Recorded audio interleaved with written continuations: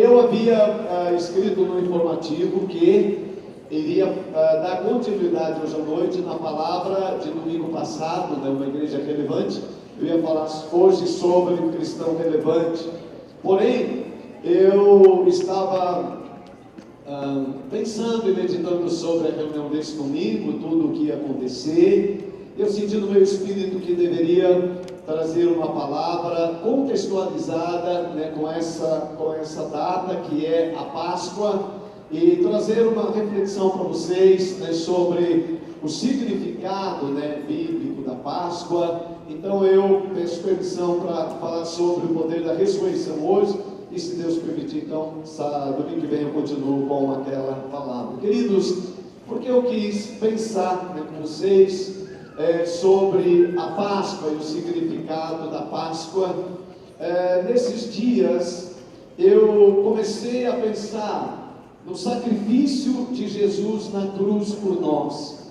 E quando eu pensei em sacrifício, eu comecei a imaginar que nossa sociedade, muitos de nós, não temos uma visão às vezes muito clara do que Jesus sofreu por nós. Porque na verdade, sofrer por alguém não é uma coisa tão comum nos nossos dias, ou simplesmente sofrer. O cristianismo dos nossos dias, ele não entende muito essa coisa de sofrimento. Nós fazemos parte de uma sociedade que não está preparada para sofrer e não gosta de sofrer. Então, quando nós imaginamos que alguém sofreu no nosso lugar, às vezes o nosso entendimento de sofrimento fica muito distante daquilo que realmente Jesus sofreu no meu lugar e no seu lugar. Eu imagino, Jesus nunca pecou, ele nunca fez nada de errado, mas ele foi julgado como um criminoso, e como criminoso ele foi crucificado. Ele sofreu no meu lugar e no seu lugar.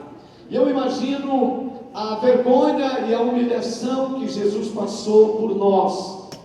E eu estava hoje no primeiro culto conversando com a igreja e pensando, nós estamos vivendo uma realidade no Brasil de que um condenado, né, não era comum vermos pessoas importantes serem condenadas no Brasil. E agora, né, por conta da Operação Lava Jato, nós já vimos pessoas famosas, pessoas ricas serem condenadas. E eu estava lendo uma matéria sobre as condições que os presos vivem aqui em Curitiba. E imaginando a vida que eles tinham antes da condenação. Então era mais ou menos um comparativo, o mundo que eles viviam. Marcelo Odebrecht, presidente do Grupo Odebrecht, é um dos maiores grupos empresariais do Brasil. Eles são um conglomerado, eles têm muitas e muitas empresas, milhares de empregados, e o padrão desse homem, era um padrão de altíssima qualidade. Ele vivia tendo o melhor que o dinheiro pode comprar. E de repente esse homem, ele está preso em Curitiba, confinado a um pequeno quartinho, muito pequeno mesmo, sem nenhum conforto, e na reportagem mostrou a cama onde ele dorme, o banheiro que ele usa, uma condição muito horrível, a comida que ele come naquela marmita, eu acho que chama de quentinha, parece lá, mas as condições. E aí eu pensei, esse homem, ele não escolheu isso. Ele foi colocado nessa situação. Ele não escolheu. Porém, Jesus estava no céu com Deus. E ele, debaixo da manifestação do amor do seu Pai, de Deus, foi enviado para viver na pobreza do ser humano, por uma escolha. Ele escolheu sofrer na cruz no meu lugar e no seu lugar. Ele não devia nada. Ele se ofereceu a nós. É como se, por exemplo, se o Marcelo Odebrecht não devesse nada ao Brasil, mas ele escolhesse ficar na cadeia para salvar o Brasil da corrupção. Imagina que ele faria isso, não faria? Mas Jesus fez isso por mim e por você. Ele escolheu sofrer no meu e no seu lugar. Eu escolhi um videozinho que eu quero passar hoje de manhã. Passei de manhã, quero passar à noite. Eu sei que no encontro com Deus, a cruz é muito lembrada.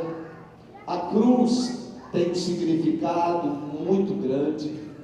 A cruz é relembrada de uma forma muito intensa e forte. É um dos aspectos importantes daquilo que acontece lá. E eu gostaria que nós pensássemos no sacrifício de Jesus hoje à noite. Porque nos últimos anos, culpa nossa, talvez dos pregadores e pastores no Brasil, temos, de alguma forma, trazido um evangelho com pouca, ou em algumas situações, nenhuma cruz. E cristianismo sem cruz será apenas mais uma religião. A cruz é a marca do cristianismo, não como um símbolo para colocar na parede, mas a cruz é a revelação do que Cristo sofreu por mim e por você. Depois, no final dessa palavra, eu quero passar um outro filme, um outro vídeo que vai trazer a mesma mensagem de uma outra forma e vai alegrar muito o seu coração de ver. Esta primeira, eu quero que você olhe para relembrar em dias em que sofrimento não parece ser uma coisa de cristão ou do cristianismo. Que você lembre que o nosso Mestre, o nosso Senhor, o nosso Salvador, Ele sofreu para que eu e você pudéssemos ter os nossos pecados perdoados. Vamos ver esse primeiro vídeo, por gentileza.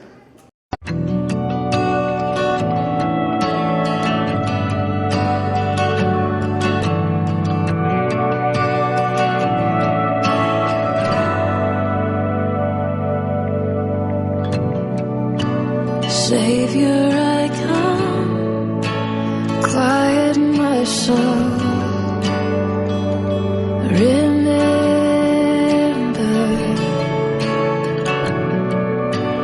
redemption's hill, where your blood was spilled for my ransom. Everything I once held deep, I count it all as lost. Lead me to the cross where your love poured out.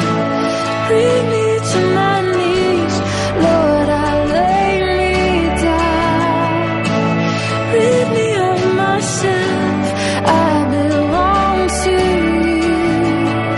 Oh, lead me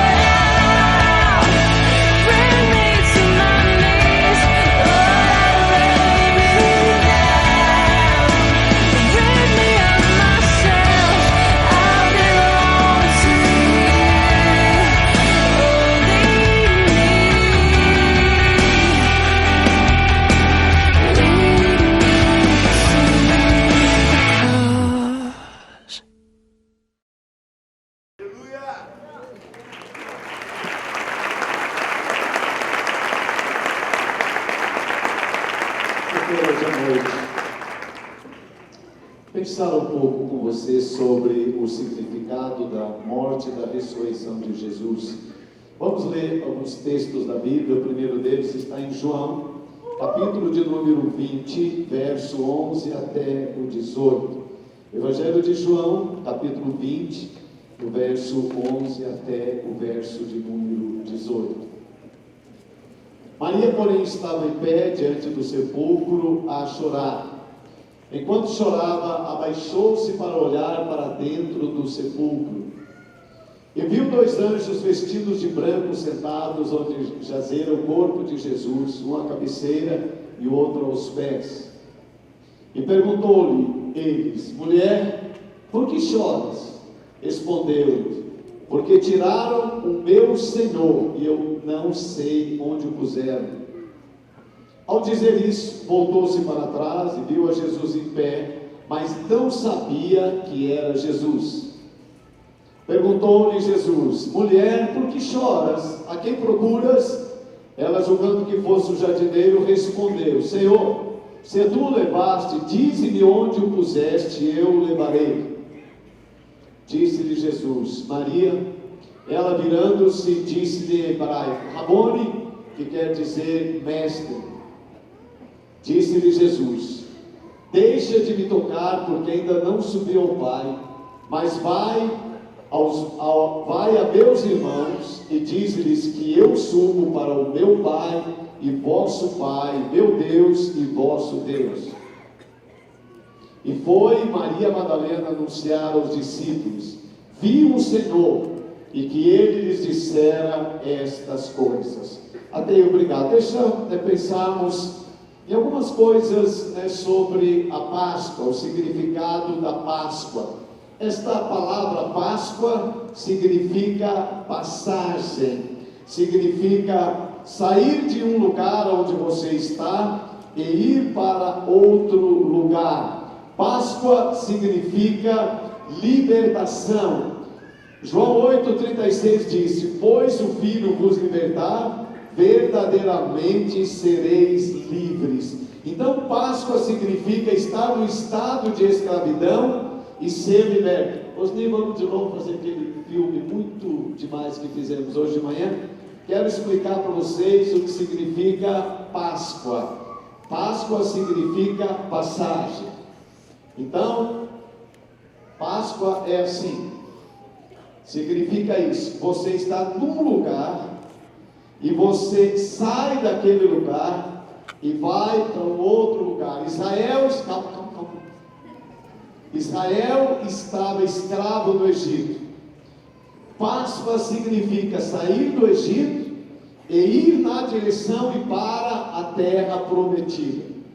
Pessoas estavam escravas pelo pecado.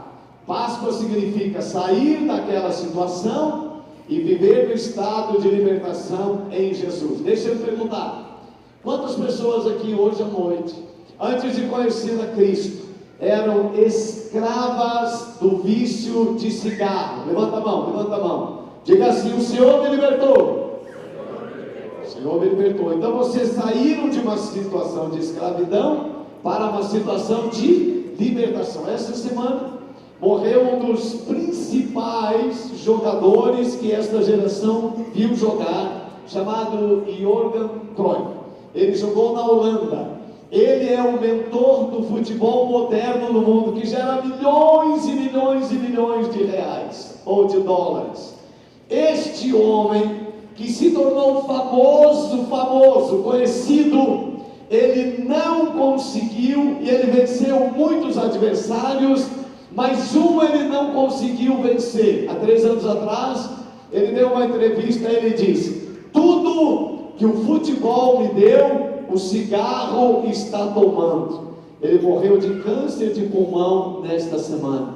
Um homem que não saiu do estado de escravidão para esse estado de liberdade plena em Jesus. Quantos de vocês aqui foram libertos de álcool e drogas? Levanta bem alto a sua mão e diga: graças a Deus eu sou liberto. Graças a Deus. Só essas pessoas. de manhã tinha mais, esse povo está mais santo ou está, não vou falar alguma coisa.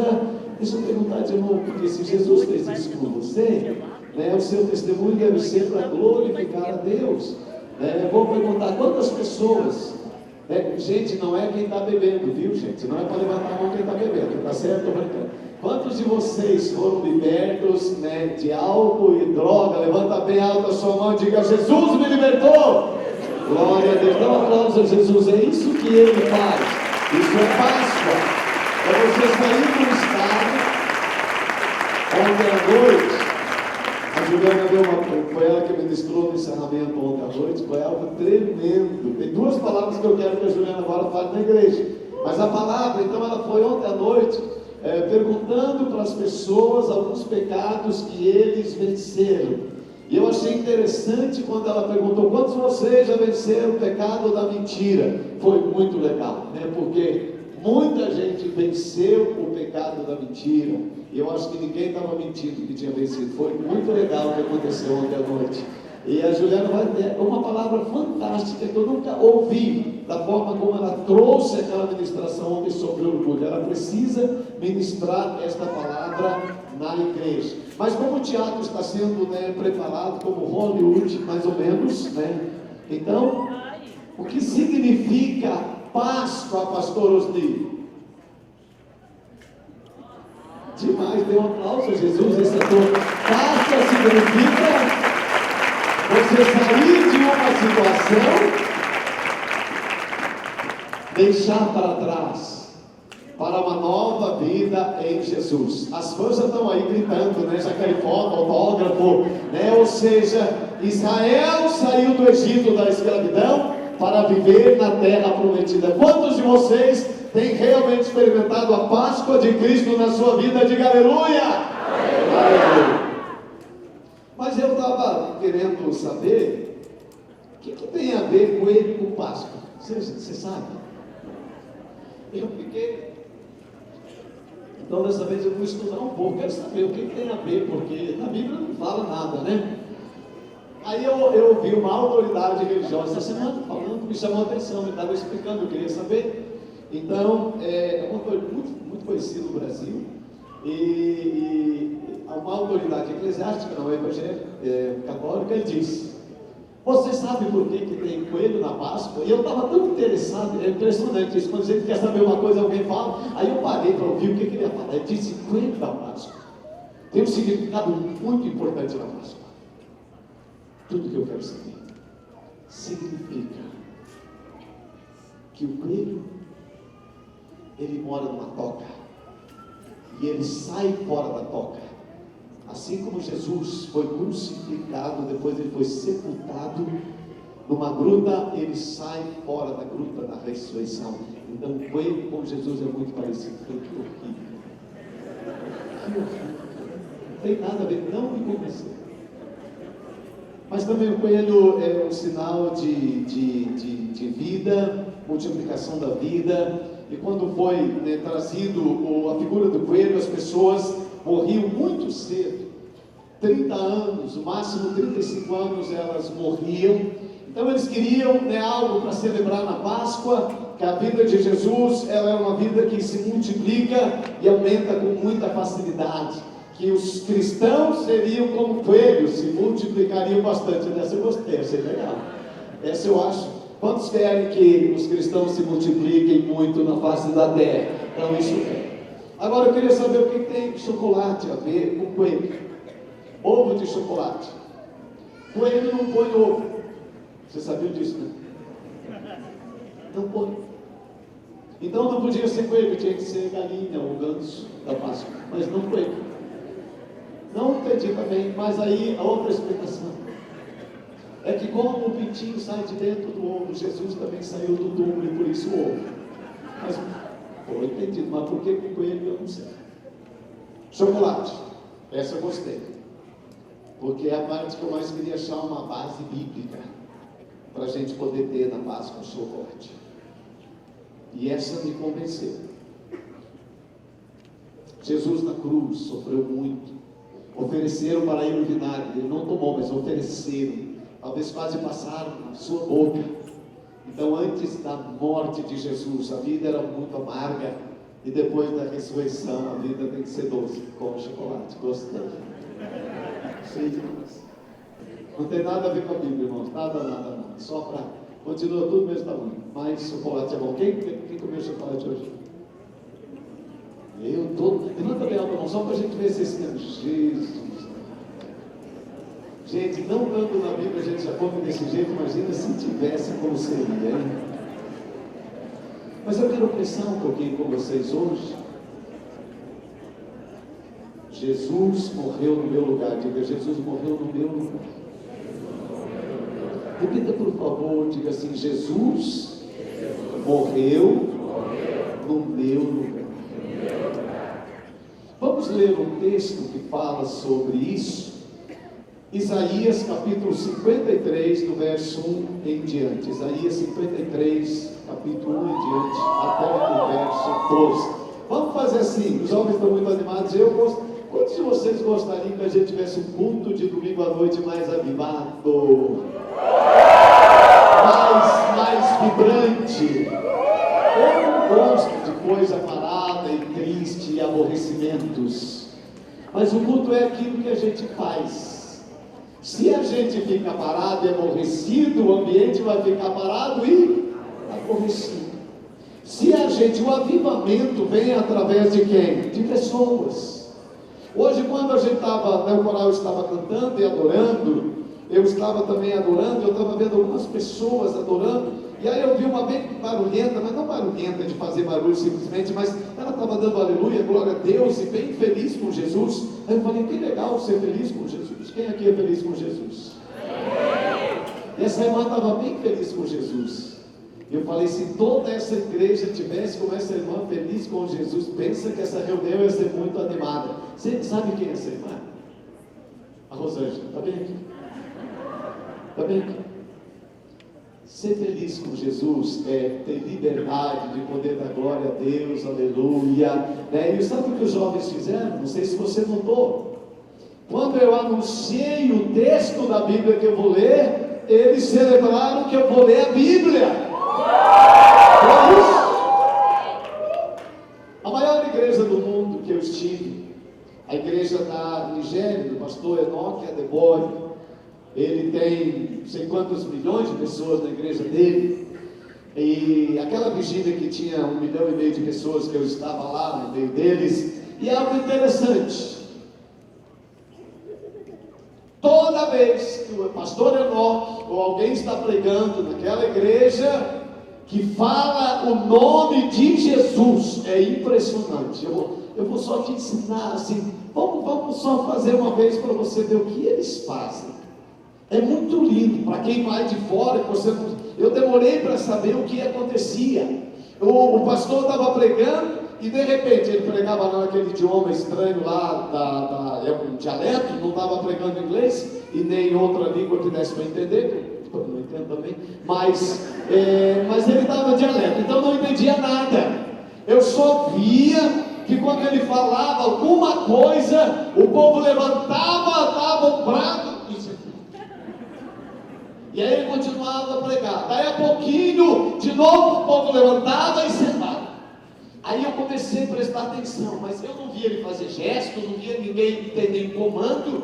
E aí eu percebi que quando ele falava uma determinada palavra, é bem isso, ó, deixa ele ver, faz de novo, bem esse jeito mesmo, bem isso, sentavam, faziam barulhão e sentavam. E aí eu vi que era uma palavra que o pastor falava.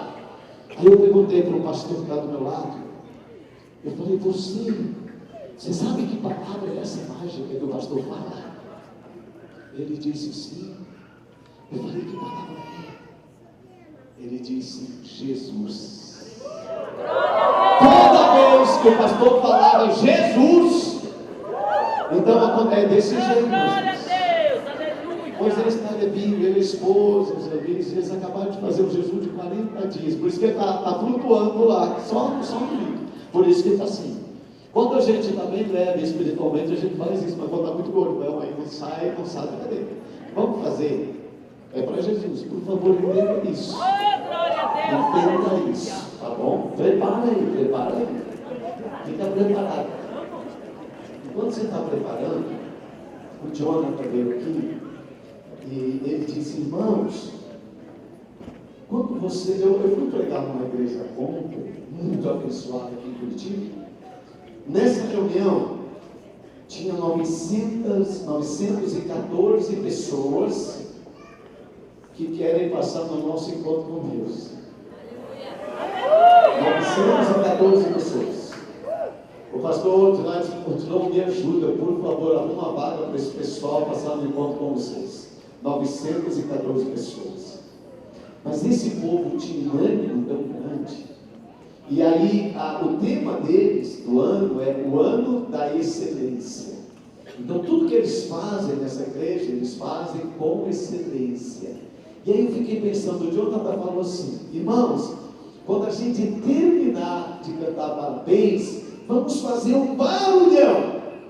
E aí a igreja fez um barulhinho. Eu pensei, será que eles não podiam fazer melhor? Podiam.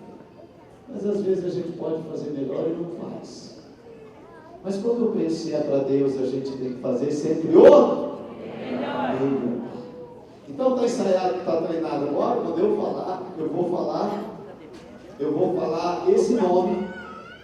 E aí você vai levantar as duas mãos e vai dar um brado de louvor. Não sei o que você vai falar e você senta, tá bom? Presta atenção, o nome é Jesus.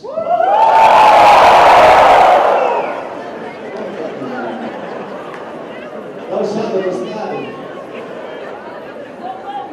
Imagina, irmãos, como a nossa igreja realmente marcaria esta cidade e o Brasil se o Espírito Santo nos ajudasse, não na força da carne, mas uma expressão da nossa paixão por Jesus.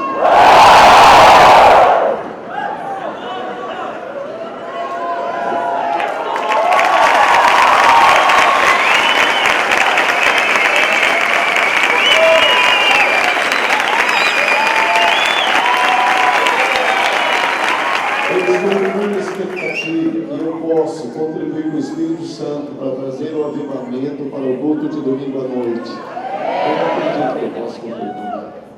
E eu quero contribuir. Eu sei que você também. Estamos juntos aí. Então, ontem foi demais esses dias de avivamento no meio dos jovens. Demais. Ontem a Juliana estava pregando e eu estava ali, estava sentado. A Juliana pregando como mestre, tem como mestre, muita sabedoria, muita inteligência. Ela tinha pregado mais ou menos 65% da palavra dela, perto de 70%, eu estava calculando. Juliana não fez apelo. O Espírito Santo começou a tirar as pessoas da cadeira e trazer para frente. Pensa numa coisa linda para a glória de Jesus.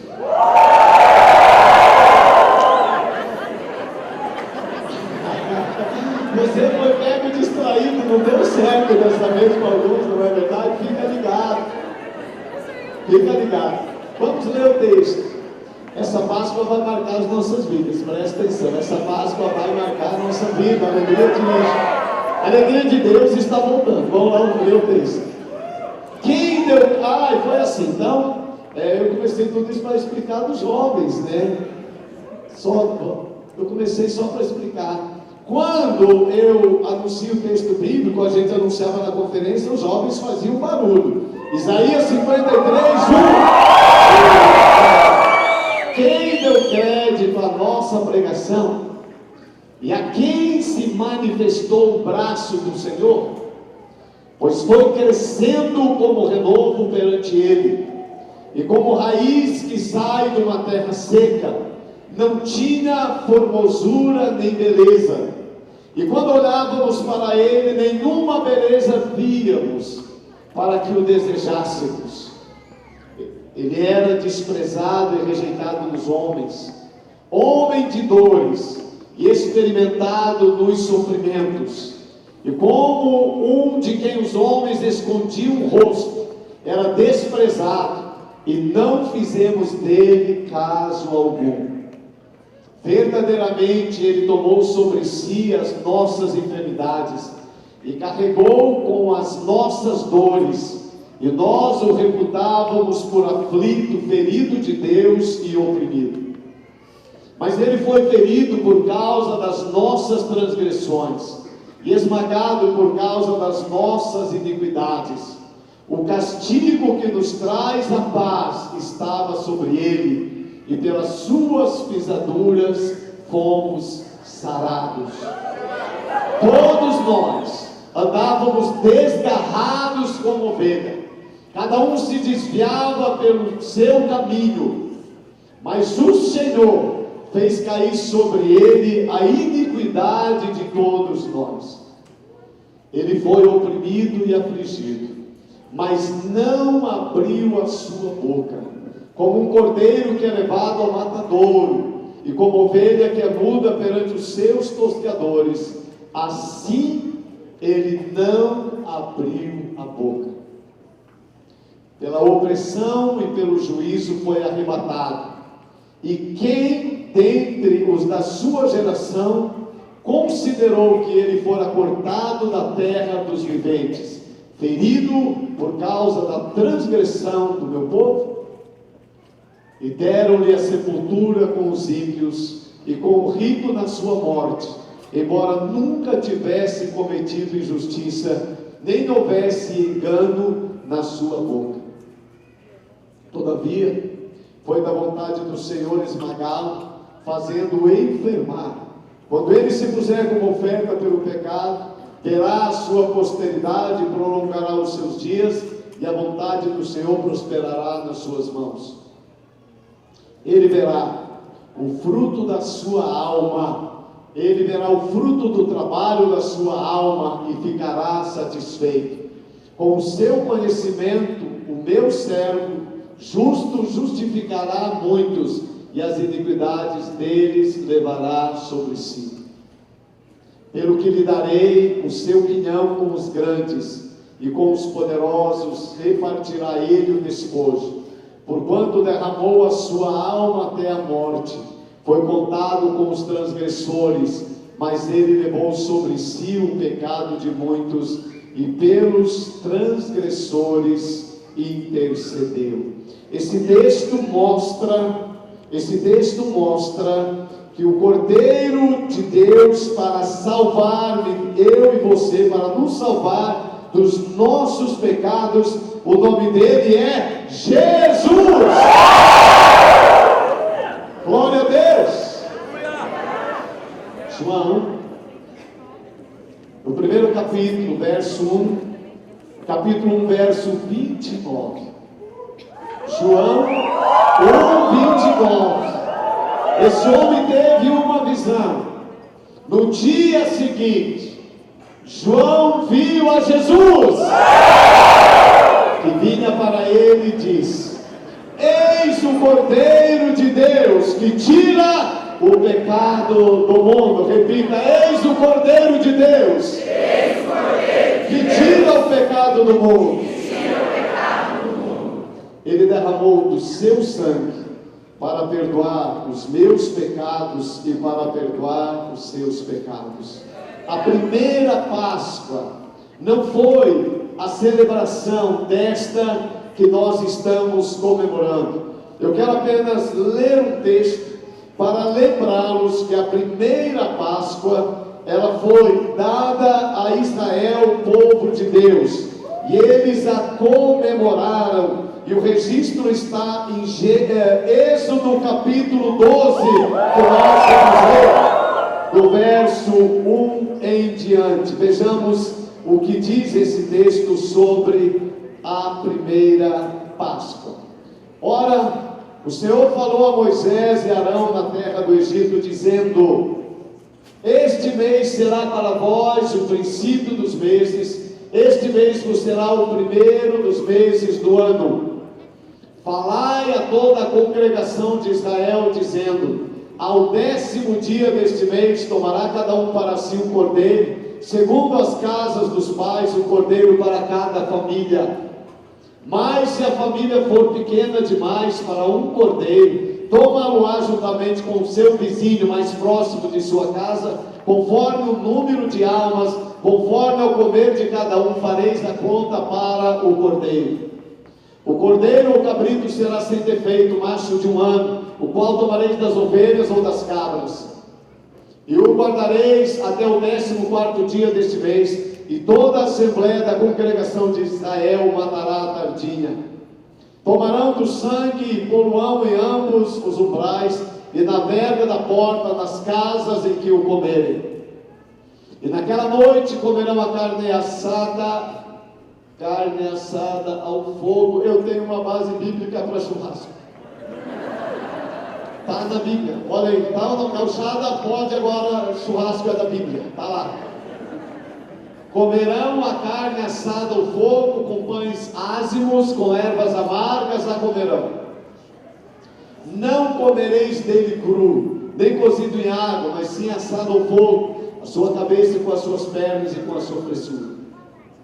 Nada dele deixareis até pela manhã, mas o que dele ficar até pela manhã, queimá-lo-ei no fogo. Assim, pois, o comereis, os vossos lombos cingidos, os vossos sapatos nos pés e o vosso cajado na mão, e o comereis apressadamente. Esta é a Páscoa do Senhor. Porque naquela noite passarei pela terra do Egito e ferirei todos os primogênitos na terra do Egito, tanto dos homens como dos animais, e sobre todos os deuses do Egito executarei juízo. Eu sou o Senhor. Esta é a primeira Páscoa. Esta é a primeira Páscoa. Este cordeiro, que tinha que ser de no máximo 1 ano, que não podia ter defeito, ele representava a figura do Senhor Jesus.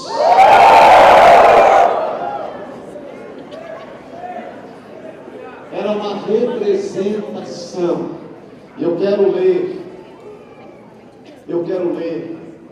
porque a grande verdade da Páscoa é que Ele ressuscitou. Ele ressuscitou. Esta é a grande notícia. Eu queria muito ajudá-los a entender que Ele morreu na cruz por mim e por você, por causa dos nossos pecados. Mas a grande notícia desse dia é que Ele ressuscitou. E o poder da ressurreição dEle chegou à minha vida e à sua também. Leamos Lucas 24. A partir do verso 1, preste atenção.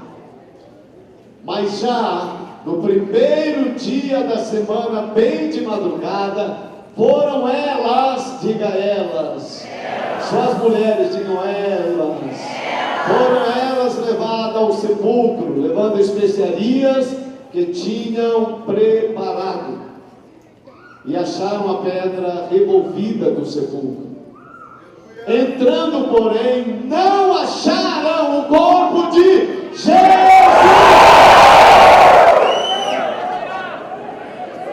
Estando elas perplexas a esse respeito, eis que apareceram 2 varões em vestes resplandecentes. E ficando elas atemorizadas, abaixando o rosto para o chão, eles lhes disseram: por que buscais entre os mortos aquele que vive? Ele não está aqui, mas ressuscitou. Ele vos falou, está ainda para o reino. Dizendo: importa que o Filho do Homem seja entregue nas mãos dos homens pecadores, seja crucificado e ao 3º dia ressurja. Lembraram-se então das suas palavras. E voltando do sepulcro, anunciaram todas estas coisas aos 11 e a todos os demais. E eram Maria Madalena e Joana e Maria, mãe de Tiago. Também as outras que estavam com elas relataram essas coisas aos apóstolos. E pareceram-se como um delírio. as palavras das mulheres e eles não acreditaram. Triste, né? Mas Pedro, levantando-se, correu ao sepulcro e, abaixando-se, viu somente os panos de linho e retirou-se admirando consigo o que havia acontecido. Nesse mesmo dia, iam dois deles para uma aldeia chamada Emaús, que distava 70 estádios. E iam comentando entre si tudo aquilo que havia sucedido.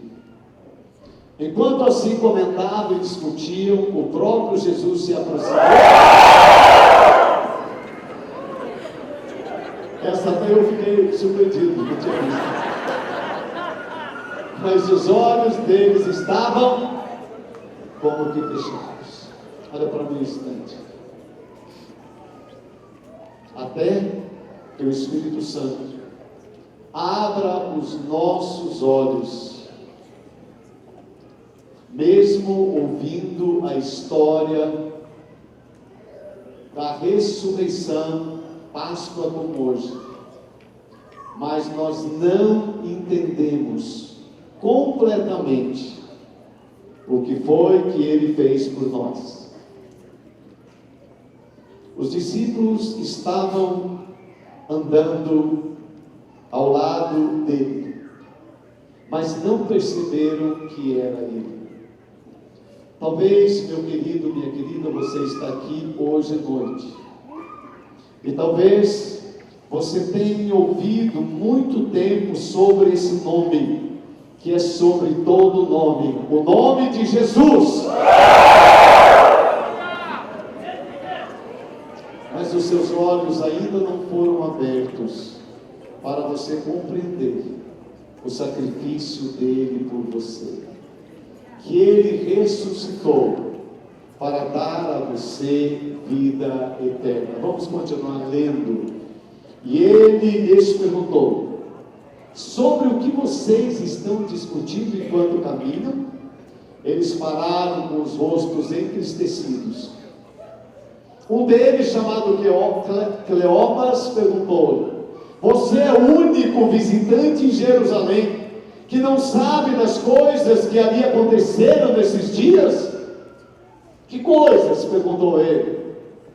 O que aconteceu com Jesus? Responderam eles. Ele era um profeta, poderoso em palavras e obras diante de Deus e de todo o povo. Os chefes dos sacerdotes e as nossas autoridades o entregaram para ser condenado à morte e crucificado. E nós esperávamos que era ele que iria trazer a redenção a Israel, e hoje é o terceiro dia desde que tudo isso aconteceu. Algumas mulheres entre nós nos deram um susto hoje. Foram bem cedo de manhã ao sepulcro e não acharam o corpo dele. Voltaram e nos contaram ter tido uma visão de anjos que disseram que ele está vivo.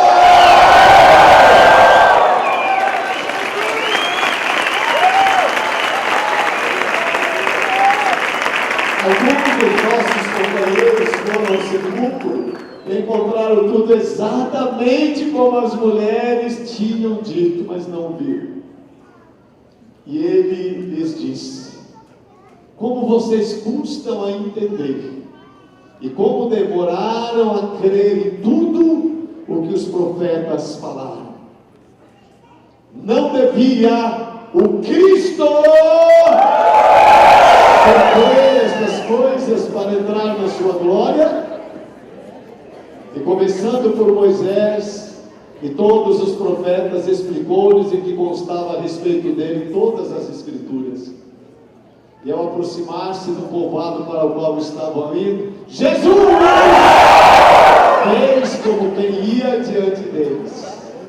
Mas eles insistiram muito com ele, dizendo: fica conosco, pois a noite já vem, o dia já está quase findando. Então ele entrou para ficar com eles. Então ele entrou para ficar com eles. Quando estava à mesa com eles, tomou o pão, deu graças, partiu e o deu a eles. Então, os olhos deles foram abertos e reconheceram, e ele desapareceu da vista deles. Reconheceram a quem? Jesus! Reconheceram a quem? Jesus! E eles reconheceram a quem? Jesus! Essa é a Páscoa, reconhecer Jesus. Eu quero que você... me ajuda, porque não pode ficar devendo, é para ele que a gente faz isso. Você não faz isso para mim, por favor. Não faça isso, mas faça isso por ele. Faça isso por ele, para a gente terminar tão bem como nós fomos até aqui. Então, Páscoa é reconhecer a Jesus! Vamos ver um filminho para a gente encerrar essa parte. O coral vai vir, já vamos cantar para encerrar a nossa reunião. 8 horas, vamos encerrar, se Deus quiser. Vejamos o filme. Você conhece a história da Páscoa? Não! Então você precisa ouvir isso.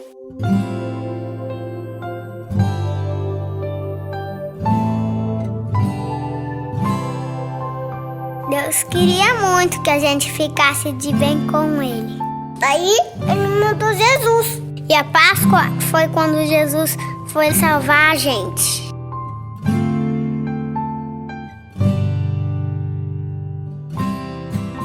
O povo adorava Jesus. Todo mundo gostava de estar perto dele, porque ele é muito bom. Jesus falava de Deus e cuidava das pessoas. Curou cegos, deu comida para um monte de gente. Transformou água em vinho. Jesus falava que ele era o caminho para todo mundo ficar perto de Deus.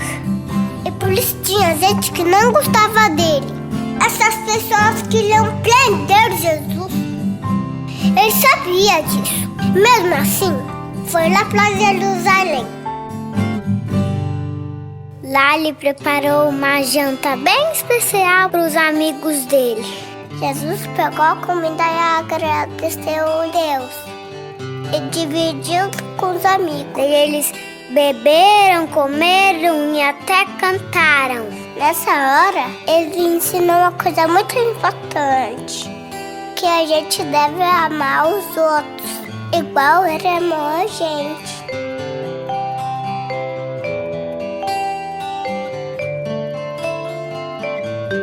Depois do jantar, ele saiu com alguns amigos para orar.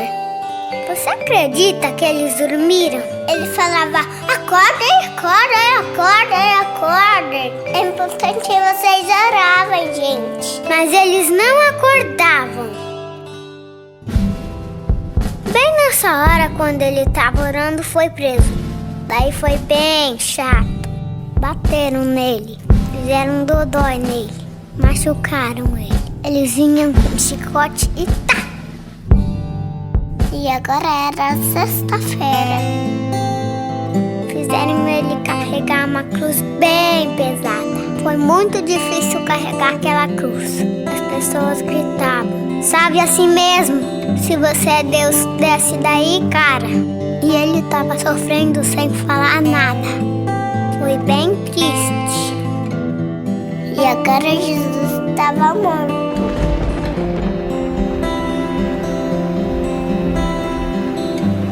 Tudo ficou escuro. Bem escuro. As nuvens choravam no céu.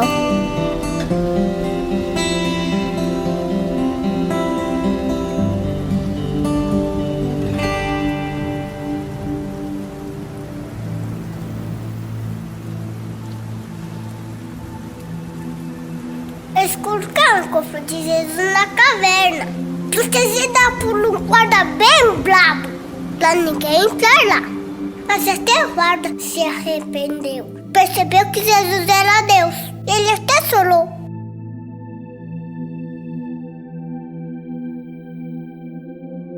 Os amigos de Jesus ficaram sozinhos. Como tudo aquilo que eles sonharam tivesse acabado.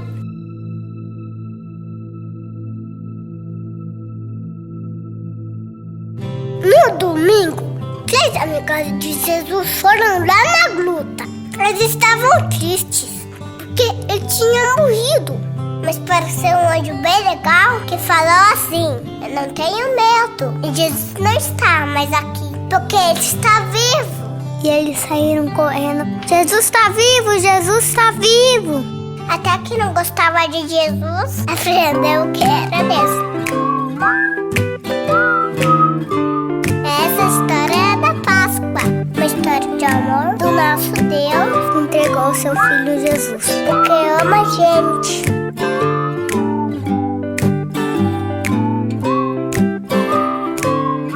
Ele ama você, ele ama a mamãe, ele ama o papai, ele ama o tio, ele ama todo mundo.